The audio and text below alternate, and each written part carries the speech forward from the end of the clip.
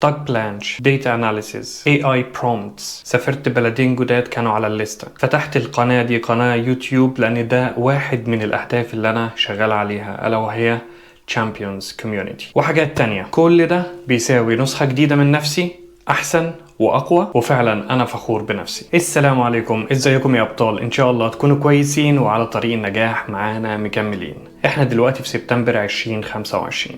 لما ببص ورا فعلا بحس بامتنان، مش عشان الطريق كان سهل، لكن عشان كان عندي هدف واضح، وعشان كان في ايام فعلا كنت بكسل فيها وحاسس ان انا مش قادر اكمل، لكن كان عندي هدف واضح.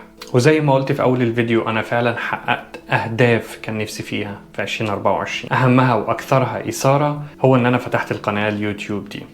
فيديو النهاردة هنتكلم عن New Year Resolutions، ان انت لازم يكون عندك اهداف. دلوقتي سؤالي ليك يا بطل، في 2025 قبل ما تخلص والوقت not too late، في 2025 لو بصيت ورا، ايه الحاجة اللي انت تقول انا فعلا انجزتها او انجزت منها جزء كبير؟ ايه اللي يخليك فخور بنفسك؟ ويا ريت تشارك معانا الحاجة اللي مخلياك دايما متحفز وعندك وقود ان انت تتحرك لقدام. عارفين ليه مهم ان احنا من وقت للتاني لازم نعمل وقفة ونبص ورا ونشوف احنا انجزنا ليه؟ عشان كتير من الاوقات، يعني ما كانش كل الاوقات، سنة بتخلص ونخش في سنة جديدة من غير ما نعرف او ندرك احنا حققنا ايه، او احنا عملنا ايه، او احنا انجزنا ايه. لكن لما نعمل وقفة ونتأمل ونشوف ان انا مش نفس الشخص اللي كنت عليه من 12 شهر او من 6 شهور، وان الانجازات اللي انا حققتها او النسخة الافضل اللي انا عليها دلوقتي دي ما كانتش صدفة، كان ورا ده كله اهداف واضحة. من غير الاهداف دي حياتنا هي امنيات. انا بتمنى اكون النسخة دي، مجرد ان انا بتمنى التغيير، لكن مع الاهداف الواضحة والله العظيم هتفرق معاك كتير. حتى لو انجاز صغير، يعني انت كنت عاوز تتعلم مهارة جديدة ممكن في الرياضة زي ما انا عملت وقلت في اول الفيديو، لو انجزت جزء صغير منها والله ده في حد ذاته انجاز احسن من صفر، صح؟ تعالوا نتكلم عن الأهداف مرة تانية في فيديو تاني. هي أهداف واضحة، مش مجرد أمنيات أنا عاوز أخس، أنا عاوز أبقى غني، لا، أهداف واضحة. وأنا أقصد طبعا أهداف مبنية بطريقة SMART goals. وزي ما قلنا قبل كده في فيديو، SMART هي كلمة معناها ذكي، ولكن كل حرف بيشير لكلمة. تعالوا نتكلم عن استراتيجية السمارت وأنا هشارك معاكم أنا عملت إنجاز في إيه. أول حرف من SMART الإس بيشير لي specific، محدد. يعني أنا ما قلتش في 2025 إن أنا عاوز أكون غني أو إن أنا عاوز أكون صحي ماشي على نظام صحي، لا، أنا قلت، أنا عملت بريك داون كده، حددت إيه الهدف. أنا قسمت 2025 لثلاث أهداف كبيرة: هدف صحي، هدف على سيلف ديفلوبمنت، وهدف على الكارير بتاعي. بالنسبة لهدف الصحة، أنا بحب الرياضة وبحب أهتم بنفسي. أنا من فترة وشغوف أو لقيت نفسي شغوف برياضة الكاليستينكس. معظمنا ممكن يكون عارف رياضة الكاليستينكس لأنها ابتدت تتشهر في الوطن العربي بقى لها فترة، ولكن أنا كنت فعلا حابب إن أنا أتعلم مهارة البلانش، الفول بلانش.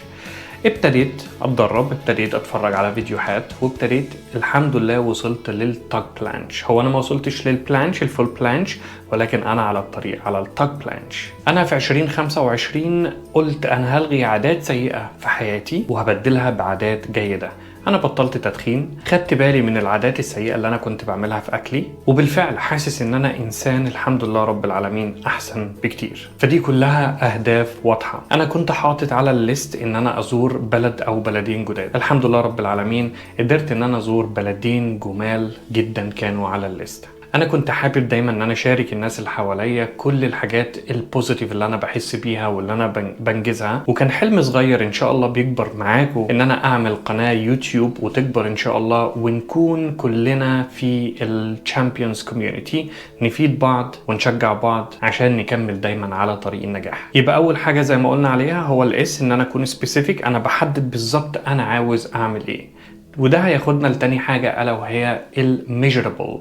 الحرف الثاني اللي هو من smart M measurable، يعني قابلة للقياس. مش اللي هو انا عاوز اكون غني وخلاص، انا عاوز اكون صحي وخلاص زي ما قلنا، لا، انا عاوز اتعلم مهارة جديدة وبعد كام شهر لو بصيت الاقي ان انا عندي فيه بروجرس، الاقي مثلا من ساعة لما ابتديت لحد دلوقتي قادر ان انا اقيس البروجرس دي. زي ما انا قلت بعد 6 شهور قدرت ان انا اعمل تاك بلانش، بعد 9 شهور اتعلمت كتير عن الانجينيرينج برومبت، ازاي ان انا اتعامل مع ال AI tools بفاعلية أكتر بالإنجينير برومبت، غير إن أنا كنت في الأول بستخدمه زي جوجل سيرش، قول لي ده إيه معنى ده، إزاي أعمل ده.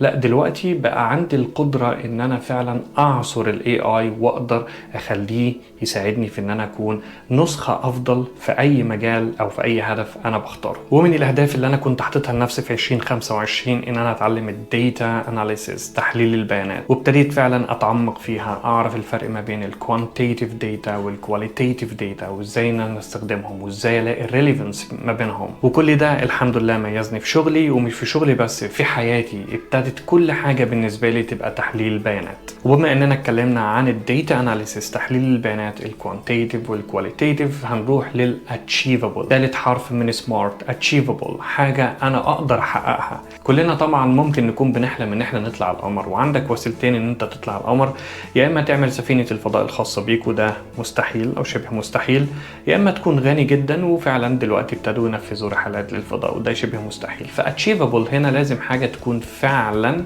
اقدر احققها، وده هياخدنا للحرف اللي بعد كده الا وهو الار اللي هو relevant. لازم حاجه تكون relevant لحياتي، للطريق اللي انا فيه. ما ينفعش ان انا اهدف لحاجه تطلعني من طريق لطريق لطريق لطريق، لازم تكون relevant.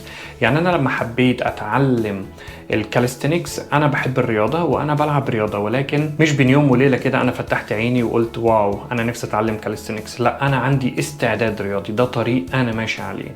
انا لما حبيت اتعلم الديتا اناليسيز، انا لقيت ان انا جزء من شغلي وجزء من حياتي بيعتمد على تحليل البيانات. فدي كلها حاجات ريليفنت للصورة الكبيرة اللي أنا شايف نفسي فيها في المجتمع. فأوعى هدفك يكون بعيد عن الصورة اللي أنت شايف نفسك فيها بعد سنة، بعد سنتين، بعد 3، بعد 4، بعد 5، بعد عمر طويل إن شاء الله. في صورة أنت شايفها لنفسك، والصورة دي هي results، نتائج للأهداف اللي أنت كنت شغال عليها طول حياتك. وده هياخدنا للحرف اللي بعد كده ألا وهو التي، time bound، أو زي ما بنسمع كتير إن لازم يكون عندنا deadline. هدف من غير deadline هو أمنية، صدقني والله، هدف من غير deadline هو مجرد أمنية.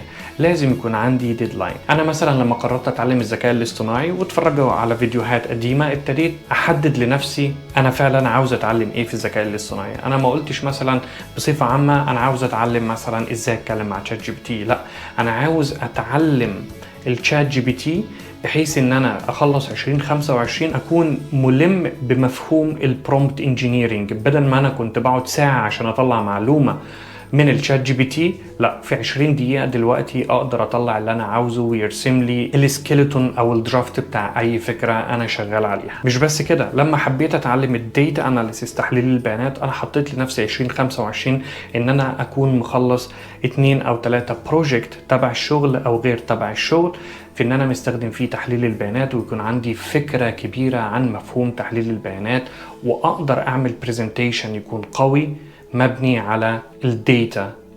فاذا بسرعة كده يا شباب نعيد: سمارت، اس سبيسيفيك محدد، ام measurable، A achievable، R relevant، T time bound أو عندي deadline. وعشان كده أنا عايزك تقعد مع نفسك لمدة 10 دقايق دلوقتي تكتب 3 أهداف وتستخدم طريقة السمارت جولز. أول هدف يكون هدف للصحة أو تحسين النمط الغذائي بتاعك أو النوم أو whatever، حاجة تعود إيجابيا أو بالنفع على صحتك. 2 هدف للتطوير الشخصي، أنت عاوز تتعلم حاجة في 2025 أو قبل ما 2025 تخلص تفيدك في الكارير بتاعك، تفيدك بصفة عامة في حياتك المهنية. رقم 3 هدف يكون واضح بالنسبة للشغل، الكارير أو الفلوس بصفة عامة، إزاي تدخل إنكم أكتر من اللي أنت بتدخله دلوقتي.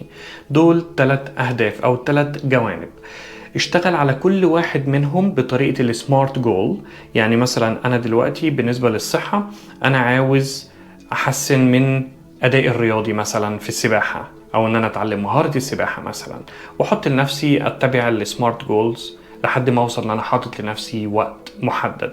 مثلا التطوير الشخصي، انا عاوز اتعلم لغة جديدة، عاوز اتعلم مثلا برمجة باستخدام الاي اي، عاوز اتعلم تول جديدة. حط لنفسك برضو هدف واضح وحط لنفسك ديدلاين. 3 بالنسبة للشغل، انا مثلا بفكر ان انا عاوز اترقى، طيب ان انا تو شاين اب زي ما بيقولوا، اعمل ايه عشان ان انا اكون موجود في الصورة، ولما اطلب ترقية او لما اطلب زيادة فلوس تكون فعلا justified. وهنهي الفيديو بحاجة مهمة جدا، صدقني ايا كان عمرك، ايا كان انت بتتفرج على الفيديو ده في سنة كام، في وقت ايه، والله عمر الوقت ما يكون متأخر. طول ما ربنا مديك الصحة وطول ما انت عايش، اكتب اهداف وحاول تحققها. وافتكر ان انت لو كل يوم اشتغلت على نفسك بمقدار 1%، كل يوم 1%، لما تخلص السنة هتكون أحسن من النسخة اللي انت عليها دلوقتي 37 مرة. فيلا يا بطل، ابتدي من دلوقتي.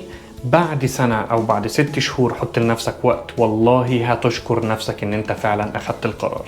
وافتكر إن أنت مش لازم دايما تكون متحفز، عندك الموتيفيشن عشان إن أنت تعمل حاجة، لا، هي الديسيبلين، هو التزام. أنا عندي هدف، أنا كأنك فعلا شغال عند نفسك، أنت عندك تاسك ومطالب إن أنت تخلصها كمان 3 شهور أو كمان 6 شهور. فيلا يا بطل، ما تتأخرش، توكل على الله وليتس جو، ويلا واحدة واحدة نبني مجتمع الأبطال Champions Community. ارسم أهدافك، حدد رؤيتك، وادخل السنة الجديدة وانت شخص جديد إن شاء الله. أتمنى أن يكون الفيديو عجبكم، وأشوفكم في فيديو جديد إن شاء الله. مع السلامة.